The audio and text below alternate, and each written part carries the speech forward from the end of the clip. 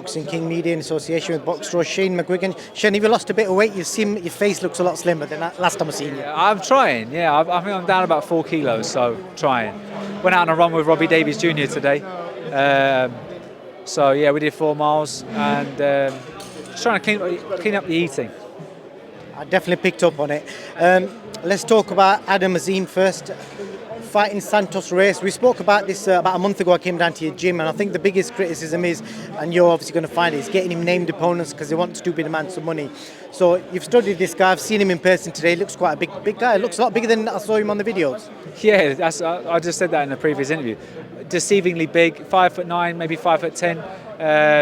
Adam's about 5'11", so I think he's about an inch and a little bit shorter. So that's impressed me. So he's a fully fledged like welter, 12-0. Doesn't know how to lose.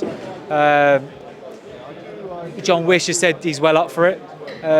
Talking to the team and stuff like that. So that's what we want. I think the fact that he probably doesn't speak any English is probably a good thing because he doesn't. He might see a few videos, but he doesn't believe the hype. And most guys coming over from Nicaragua are always pretty tough. What's the biggest danger he brings to Adam Azim from what you've seen of him? Combination puncher, and he looks like when he does get pushed back, he throws. He lets his hands go. So Adam's going to have to be switched on when he does attack. If he does hurt him, he can't go rushing in with his head in the air. Sometimes he's had a tendency to do that. So just keeping him switched on. But he's one of these kids that senses who's in front of. He takes risks when he knows there's nothing coming back. But when he goes up the level, he's got that intuitive sort of sense. So I believe once he's in there with someone that he knows he's that's still dangerous, he'll switch on. You've obviously got a busy night Saturday night. You've also got Hassan Azim in the ring. I spoke to Hassan earlier. It might be a controversial viewpoint, but I think he's probably had harder opponents than Adam so far. Looking at the calibre of these unknown Africans who are tough guys, and the guy that's fighting this Saturday, he's just coming off a couple of really good wins. Yeah, maybe. I mean, I feel like Hass is got so much potential. He always jokes about in the amateurs as well. He said he always had the tough draws. But it's character building for him. It's a testament to his character. He's all about learning. He's all about developing.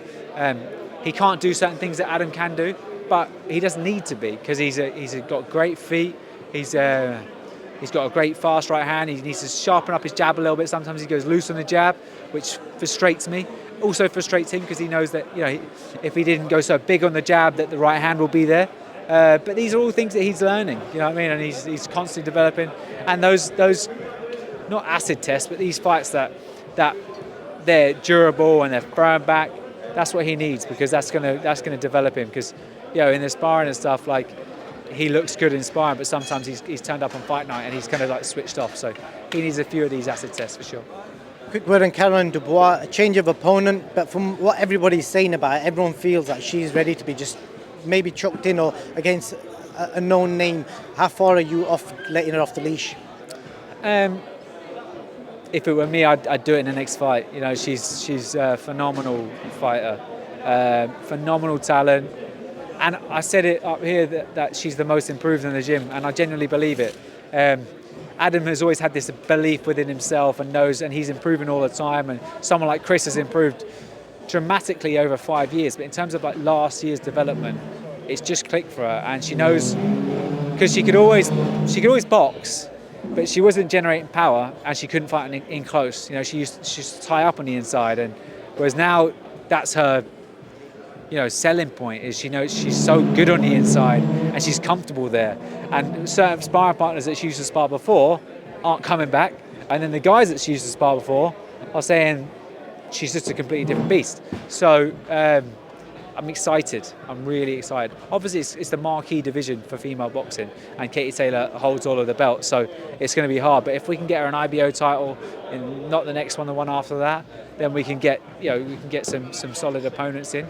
And I don't think she's going to fight Katie Taylor because I think Katie Taylor's sights are at other with other opponents because she's only had 5 fights to be a 6th fight, so she won't she's not built her status yet. She needs to continue to build her brand before she goes in there. Because if you go into a fight with Katie Taylor or someone like Chantel and stuff, it's going to be all in their favour money-wise, and as it should be because they're the world champions. But she needs to build that brand, build her status as a entertaining fighter, and then the public will demand those big names.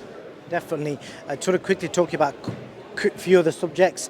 Lawrence Okoli is obviously chosen to go with Sugar Hill. Yeah, Sugar Ray. We call him Sugar Ray Hill for the purpose of this interview. That change, is it down to him just not being able to train in the UK with yourself, or is it money, or what is the inside scoop? No, not money, because me and Lawrence have never had any issues when it comes to money. I was on a percentage, which is which we never had. We've had no discussions about that. It's just been he's given up his UK residency to go and live in Dubai. He only gets a certain amount of days to train in the UK.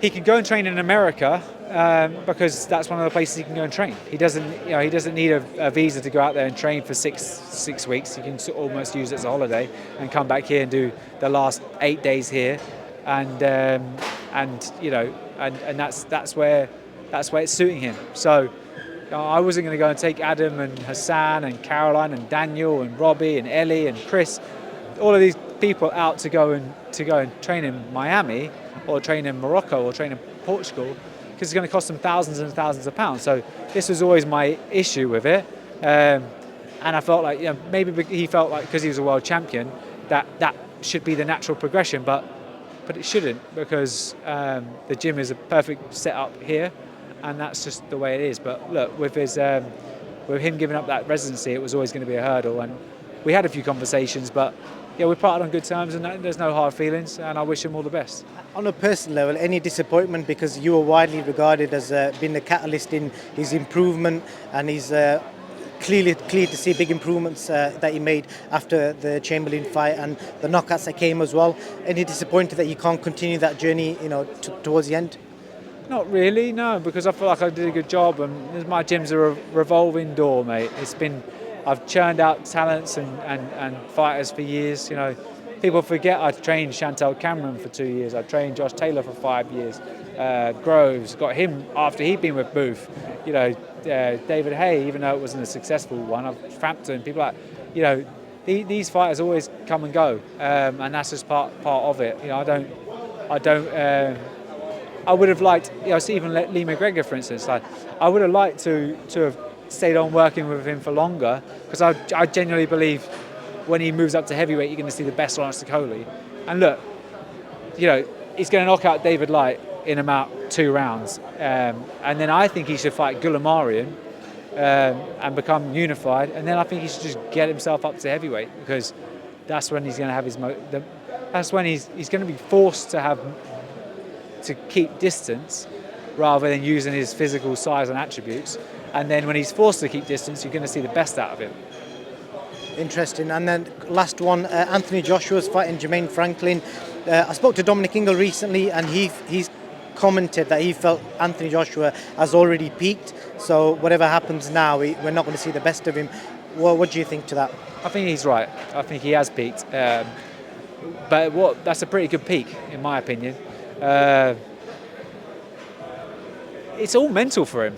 Look, he doesn't know how to. He doesn't need to learn how to block or throw a jab or throw a right hand, or he can get tweaked on what combinations to throw when he gets in close.